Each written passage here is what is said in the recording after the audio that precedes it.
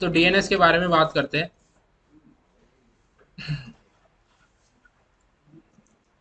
What is DNS? सबको पता है। कौन से लेयर की प्रोटोकॉल है? लेयर 7। पोर्ट नंबर क्या यूज करती है? लेयर 4 पे क्या यूज करती है? दोनों यूज करती है, टीसीपी भी और यूडीपी। तो अब समय आ गया है समझने का कब टीसीपी यूज करती है और कब यूडीपी। ठीक है। और लेयर 3 पर कौन सी प्रोटोकॉल यूज करती है? आईसीएमपी यूज करेगी लेयर 3 पर। नहीं करती, लेयर 3 पे कोई भी प्रोटोकॉल नहीं लगेगी। तो प्रोटोकॉल कौन सी हो गई आपकी? आईपी प्रोटोकॉल ही तो है। तो लेयर 3 पर कौन सी प्रोटोकॉल यूज करेगी? आईपी। ठीक है। ओके।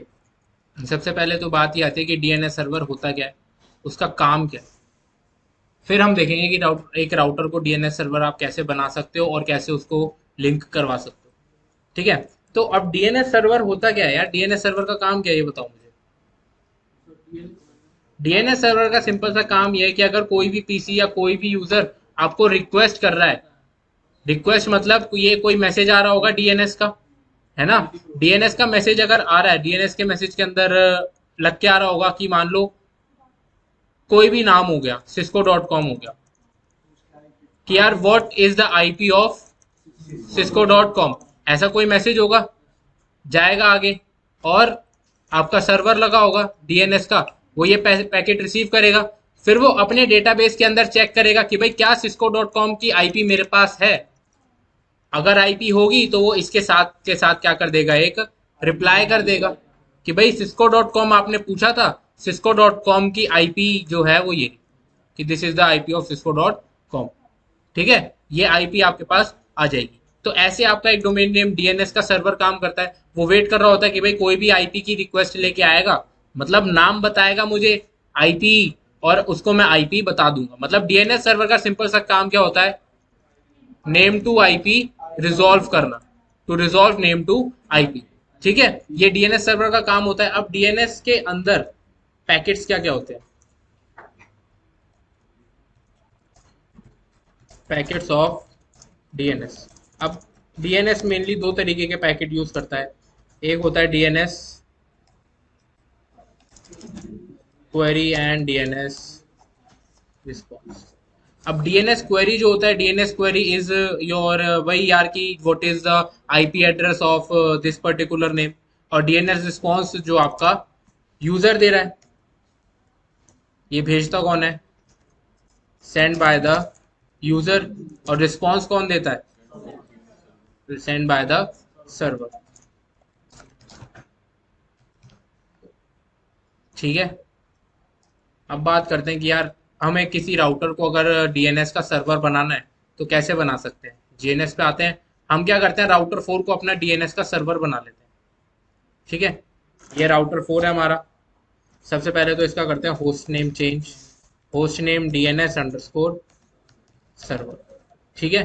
ये हमारा डीएनएस सर्वर बन चुका है, बन चुका है। अभी तो सिर्फ नाम चेंज हुआ है। ठीक है। तो इसको डीएनएस सर्वर बनाने के लिए आईपी डीएनएस, और इसके अंदर कमांड ही नहीं है, छोड़ो।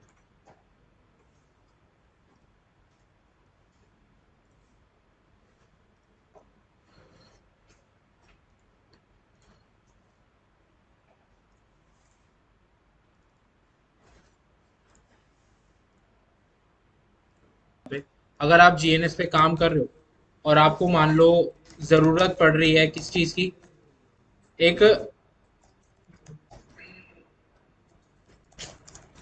पीसी की, तो जीएनएस पे वर्चुअल पीसीज इनेबल्ड होते हैं। ठीक है। वर्चुअल पीसीज आपको बाय डिफॉल्ट मिलेंगे। वो यूज करने के बजाय आप क्या करना, एक नॉर्मल राउटर लगाना। उसका सिंबल चेंज कैसे करोगे वो आपको पता ही है। सिंबल चेंज करने के बाद होस्ट नेम चेंज कर दोगे, और चेक क्या करना है आपको, बस do show IP interface brief. IP कोई असाइन नहीं होगा, do show IP root, IP routing भी कुछ नहीं होगी। आपको क्या करना है, कमांड चलाना है नो आईपी राउटिंग। इससे क्या होगा, आपका जो राउटर है ना उसका राउटिंग टेबल हो जाएगा डिसेबल। ठीक है। और यहाँ पे क्या कह रहा है, default gateway is not set. हम जब पीसी यूज करते हैं तो उसका डिफॉल्ट गेटवे बताते हैं, तो अब बस इंटरफेस पे आईपी देनी है और उसका डिफॉल्ट गेटवे बता देना है। इंटरफेस पे गए, आईपी दे देते हैं 10.1.1.100 नो शट, और इसके बाद IP default hyphen gateway. Default gateway क्या है, जो भी राउटर का आपका आईपी है 10.1.1.1 डू शो आईपी रूट। तो डिफॉल्ट गेटवे आपका सेट हो गया नॉर्मल पीसी की तरह, सारा हमने CLI से कर दिया कॉन्फ़िगर। पिंग करके चेक करना है, आप पिंग करके चेक कर सकते हो, डू पिंग 10.1.1.1 पिंग हमारा हो गया। इतनी बात क्लियर है? ठीक है। अब मैंने क्या करा है, यहाँ पे पीसी है मेरा जिसका आईपी है 10.100, एक राउटर है और राउटर से आगे DHCP का सर्वर लगा हुआ है। मैं क्या करता हूँ, DHCP के सर्वर को पिंग करके देख लेता हूँ। ओ DHCP कह रहा हूँ, DNS के सर्वर को पिंग करके देख लेता हूँ, पिंग हो रहा है। ठीक है। अब मैं इसको DNS का सर्वर बनाना कैसे है, IP DNS सर्वर कमांड है आपकी, IP DNS सर्वर। इससे आपका ये राउटर जो है वो DNS का सर्वर बन चुका है। अब क्या कर सकते हो, आप होस्ट बाइंड कर सकते हो, IP होस्ट। होस्ट का नाम क्या रख दे, बिग बॉस। ठीक है, सिस्टम और आईपी क्या रख देते हैं, मान लो हम आईपी रख देते हैं राउटर 1 का 12.1.1.1.1। ठीक है, और एक और आईपी बना देते हैं, आईपी होस्ट cisco.com, जिसका आईपी रख देते हैं 10.1.1। ठीक है, हमने यहाँ पे दो होस्ट बना दिए कि अगर कोई भी यूजर bigboss.com की के लिए रिक्वेस्ट लेकर आए तो उसको आईपी क्या मिलना चाहिए, 12.1, और अगर cisco.com की रिक्वेस्ट लेकर आए तो आईपी क्या मिलना चाहिए, 10.1। ये हमने एक डीएनएस का डेटाबेस क्रिएट कर दिया। ठीक है, अब राउटर पे क्या करते हैं, डीबगिंग ऑन कर देते हैं, डीबग आईपी आईसीएमपी। डीबगिंग पता है क्या होता है, नहीं बताया ना मैंने।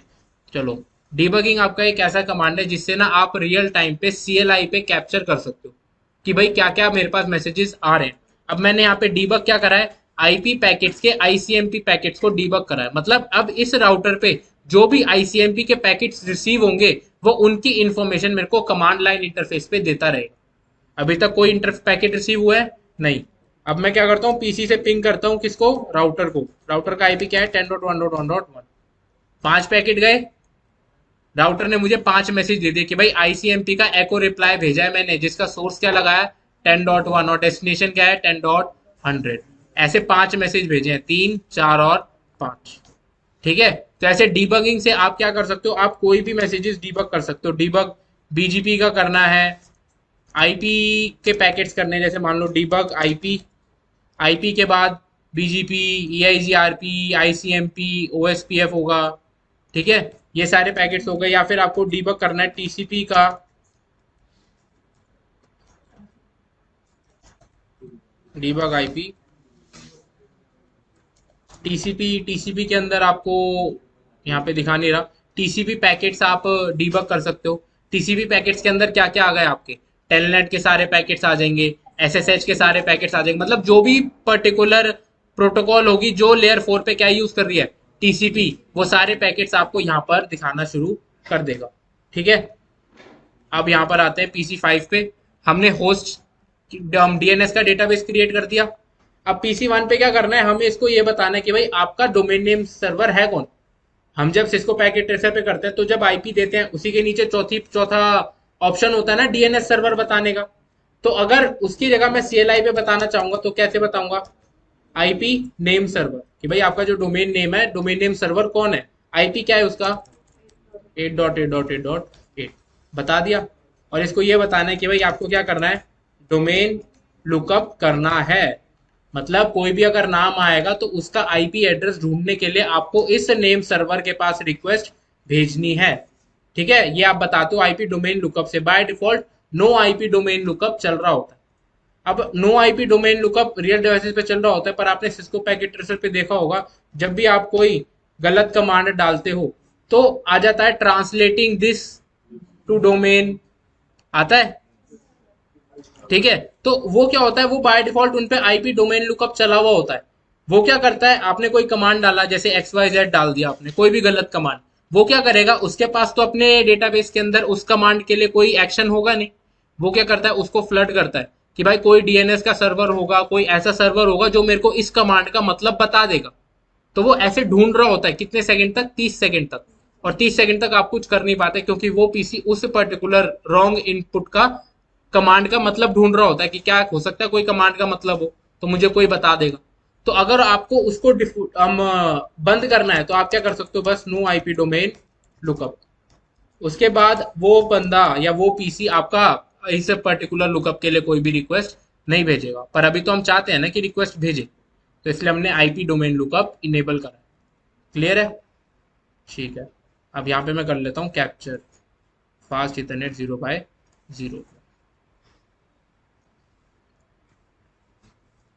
ठीक है। पीसी से क्या करना है, हमें पिंग करना है किसको, सबसे पहले करते हैं बिग बॉस। पिंग हो गया। मैंने आईपी दी कोई नहीं, उसने क्या करा कि भाई translating big boss to domain server. Domain server कौन है, 8.8। ठीक है। अब डोमेन सर्वर से ओके आ गया मैसेज, मतलब उसने रिप्लाई कर दिया और उसने आईपी भी दे दिया कि भाई आईपी क्या है, 10.12.1। अब यहाँ पे देखते हैं डीएससीपी के मैसेज गए होंगे।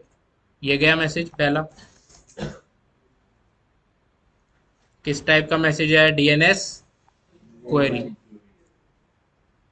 क्वेरी क्या है, bigbos.com, कि भाई नाम है bigbos.com, इसका क्या चाहिए हमें, आईपी चाहिए। ठीक है, bigbos.com की आईपी। अब यहाँ पे यूडीपी यूज कर रहा है, तो मतलब जब भी क्वेरी जाती है तो डीएनएस क्या यूज करेगा, यूडीपी। यूडीपी यूज कर रहा है ना लेयर 4 पे, यूडीपी का पोर्ट नंबर 53। तो जब भी डीएनएस के रेगुलर मैसेजेस जा रहे होते हैं तो डीएनएस कौन सी प्रोटोकॉल यूज करता है लेयर 4 पे, यूडीपी। और IPv4, सब बाकी सब तो चीजें सेम है। ठीक है। अगला क्या है, स्टैंडर्ड क्वेरी का रिस्पॉन्स। अब रिस्पॉन्स के अंदर क्या क्या चीज है, भाई क्वेरी क्या थी, bigbos.com।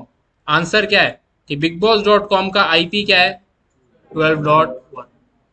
ठीक है, कि bigbos.com आपने सर्च करा था, उसका आईपी है 12.1। ये भी कैसा है, यूडीपी ही यूज कर रहा है।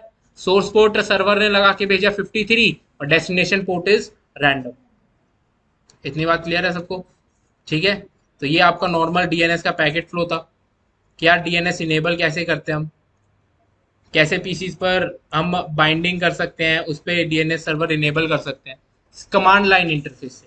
अगर आपके पास CLI है, मान लो आपको रियल डिवाइस पे काम करना है, तब कैसे करोगे, ये कमांड तो मैंने बताई भी होगी, ncpa.cpl। इससे क्या होता है, नहीं बताई? इससे आपके कमांड अपने आपके पीसी के नेटवर्क अडेप्टर्स ओपन हो जाते हैं कि आपके पीसी पे कौन कौन से नेटवर्क अडेप्टर्स चल रहे हैं। मैं यहाँ पे अभी वाईफाई यूज कर रहा हूँ, तो मैं क्या करता हूँ, मैं वाईफाई का स्टेटस चेक करता हूँ। डिटेल्स, भाई आईपी एड्रेस कन्फिगर्ड है, सबनेट मास्क कन्फिगर्ड है, डिफॉल्ट गेटवे है और डीएनएस सर्वर्स कन्फिगर्ड है। डीएनएस सर्वर्स कन्फिगर्ड है। अब मैं चाहता हूँ कि यार ये डीएनएस सर्वर्स यूज ना हो, जो मैं बता रहा हूँ डीएनएस सर्वर वो ही यूज होना चाहिए। तब आप क्या करोगे, प्रॉपर्टीज में जाओगे, कन्फिगर, अरे नहीं, प्रॉपर्टीज में यहाँ पे IPv4 होगा, ये रहा IPv4। IPv4 प्रॉपर्टीज कह रहा है ऑब्टेन डीएनएस सर्वर ऑटोमेटिकली, तो डीएससीपी से हम डीएनएस सर्वर की इंफॉर्मेशन प्रोवाइड कर सकते हैं। पर मैं चाहता हूँ कि मेरा अपना डीएनएस सर्वर यूज होना चाहिए, तो यहाँ पे आप कोई भी आईपी डाल सकते हो, 10.10.10.10 जो भी आपको आईपी डालनी है। ठीक है। अभी मैं आईपी नहीं डाल रहा, मैं बता रहा हूँ रियल वर्ल्ड में अगर आपको विंडोज पीसी का पे काम करना पड़े तब आप कैसे चेंज कर सकते हो। आपको कमांड प्रॉम्प्ट में कह रहा हूँ, कंट्रोल पैनल में जाके ऐसे नेटवर्क अडेप्टर्स का डीएनएस सर्वर चेंज करना पड़ेगा।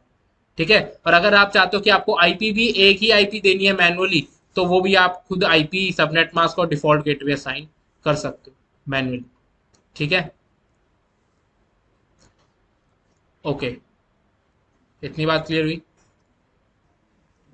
ये जो आईपीज अभी देखे ना हमने, ये आपके होते हैं पब्लिक डीएनएस सर्वर्स।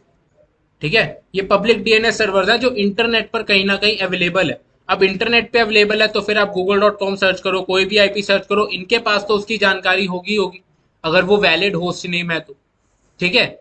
और पब्लिक डीएनएस सर्वर्स की जगह हम क्या यूज करते हैं, एक प्राइवेट डीएनएस सर्वर्स जो कंपनीज अपने पर्टिकुलर प्रेमिसेस के अंदर या बिल्डिंग के अंदर लगा के रखती हैं, प्राइवेट डीएनएस सर्वर्स। अब प्राइवेट डीएनएस सर्वर्स हैं और पब्लिक डीएनएस सर्वर्स भी हैं, तो यूज कौन सा होगा दोनों में से? दोनों होंगे, पर कौन से टाइम पे किस पर ट्रैफिक जाएगा?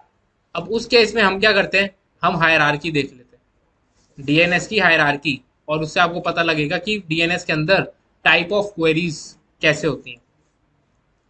डीएनएस वेयर इज डीएनएस, ठीक है।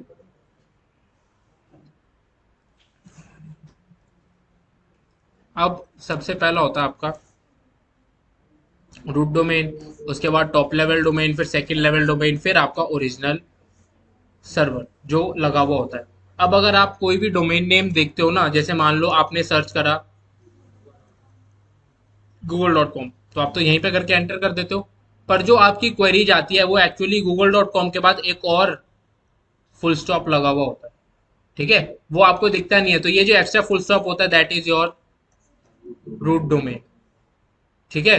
ये आपका क्या होता है, रूट डोमेन। तो वो रूट डोमेन सर्वर के पास जाता है, ठीक है। अब अगर मैं आपको एक्चुअल पैकेट फ्लो बताऊं, रूट डोमेन सर्वर से देख लो, जैसे आपने google.com या सेल्स माइक्रोसॉफ्ट.com, ये आपका डोमेन नेम था जिसका आपको आईपी ढूंढना है। तो पहले रूट डोमेन के पास गया, रूट डोमेन ने बताया भाई डॉट कॉम है, तो टॉप लेवल डोमेन में डॉट कॉम का सर्वर के पास जाओ। डॉट कॉम के सर्वर के पास उसने बताया कि भाई अच्छा माइक्रोसॉफ्ट है, माइक्रोसॉफ्ट के लिए आपको कहाँ जाना पड़ेगा, सेकेंड लेवल डोमेन के पास जाना पड़ेगा, तो माइक्रोसॉफ्ट के पास है। फिर माइक्रोसॉफ्ट ने बताया अच्छा सेल्स क्या चाहिए, ठीक है सेल्स पे चले जाओ। उसके बाद आपको सेल्स के अंदर का आईपी सर्वर, एक्चुअल सर्वर मिला। अब ये होता क्या है,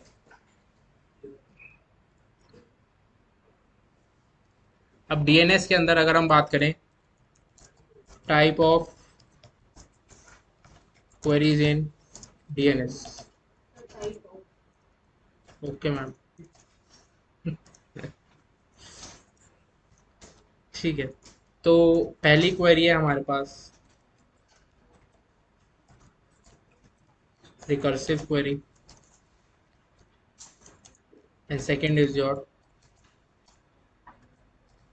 इटरेटिव क्वेरी, और एक और होती है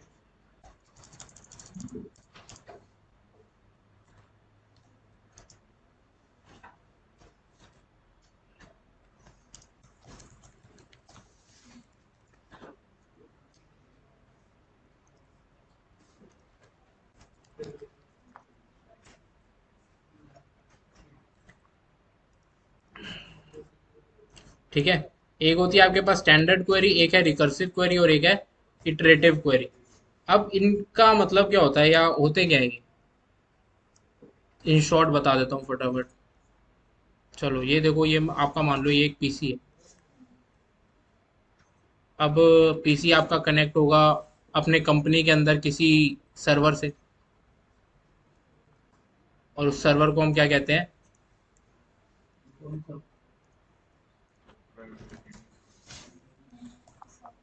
डीएनएस रिजॉल्वर, या फिर आपका प्राइवेट डीएनएस का सर्वर। अब यहाँ पे ये कनेक्ट होगा, ये बीच में कुछ डिवाइसेस लगे हुए होंगे, मान लो ये आपका कोई नॉर्मल स्विच है, और इस स्विच ये आगे कनेक्टेड है डीएनएस रिजॉल्वर से।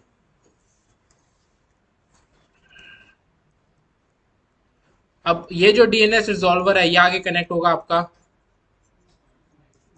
आईएसपी से।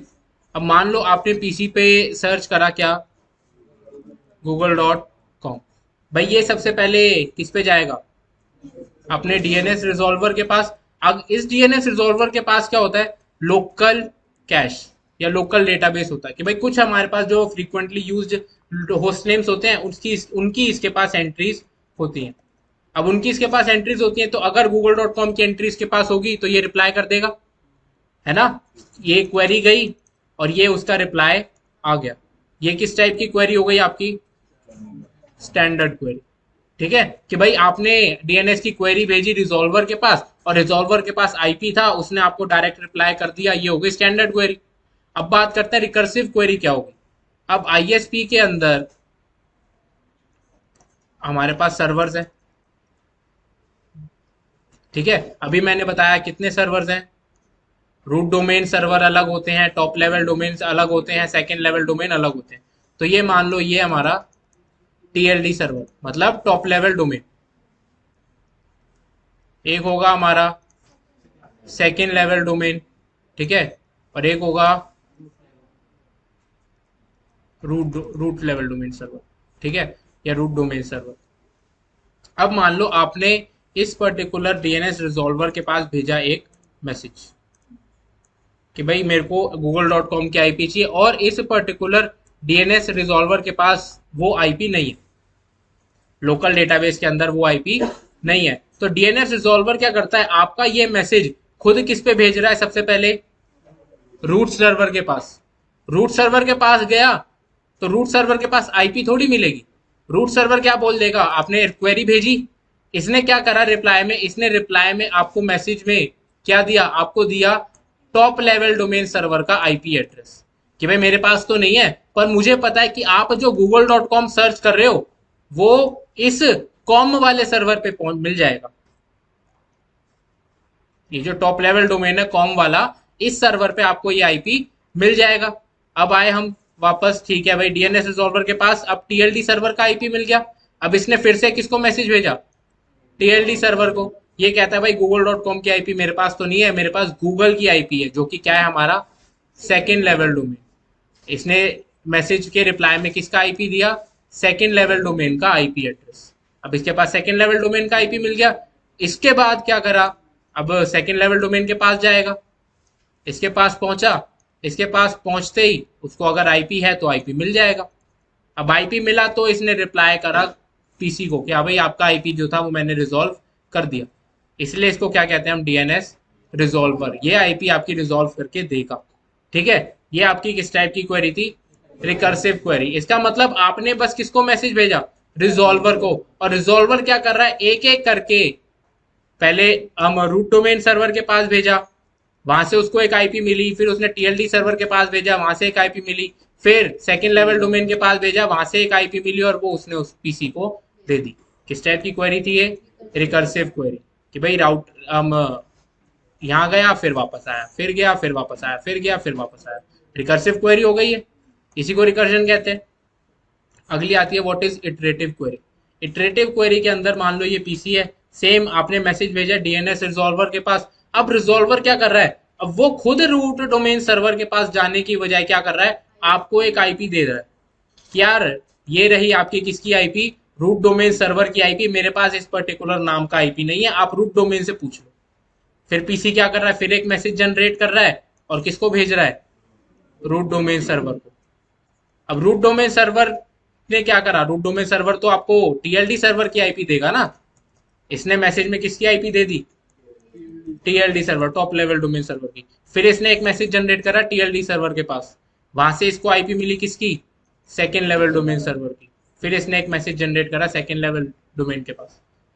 ये कैसी टाइप की क्वेरी हो गई आपकी, इटरेटिव क्वेरी। बार बार पीसी जो है एक नया मैसेज, एक नई इटरेटिव क्वेरी जनरेट कर रहा है, एक नई क्वेरी जनरेट कर रहा है। तो ये तीन टाइप्स की क्वेरी थी। स्टैंडर्ड क्वेरी क्या थी, जब आपने मैसेज भेजा रिजॉल्वर को, रिजॉल्वर ने आपको आईपी दे दिया, this is your standard query.